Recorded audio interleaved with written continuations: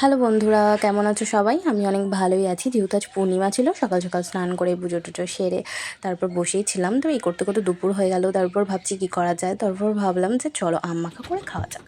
তো ফ্রিজে অনেকই আম ছিল, তো মা বলছিল যেটাই একটা আছে সেটাই বের কর, কারণ মা খুব ভালো করে জানে আমি টক খুব একটা খেতে পারি না আর ভালোবাসি না। তারপর মা বলছে দে আমি কেটে দিই, তুই ভিডিও কর।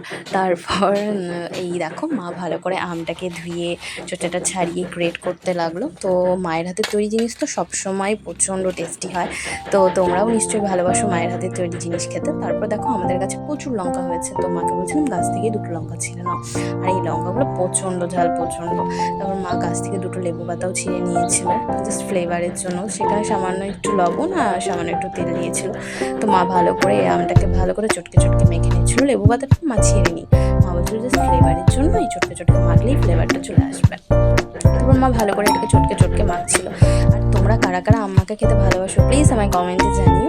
আমি তো খুব একটা টক খেতে ভালোবাসি না, জানি না কেন আমার টক ভালো লাগে না। তো মা বলছিল একটু টেস্ট কর কেমন হয়েছে। তো তারপরে আমি একটু দেখলাম, টেস্ট করে হ্যাঁ ভালোই হয়েছিল, কিন্তু টক হয়েছিল। যাই, তারপরে মাকে বলছি যে তুমি খাও, আমি একটু ভিডিও করি। তো মাকে জিজ্ঞেস করছি যে কেমন হয়েছে, মা বলছে সেই হয়েছে সেই। মা টক খেতে প্রচণ্ড ভালোবাসে। তোমরা কারা কারা টক খেতে ভালোবাসো, এরকম দুপুরবেলায় আম মাখা খেতে ভালোবাসো প্লিজ আমায় কমেন্টে জানিও। তো চলো দেখা হচ্ছে নতুন কোনো ভিডিওতে। প্লিজ আমার ভিডিওটা সবাই লাইক করে দিও, কমেন্ট করে দিও অ্যান্ড সাবস্ক্রাইব করো আমার চ্যানেলটাকে। বাই।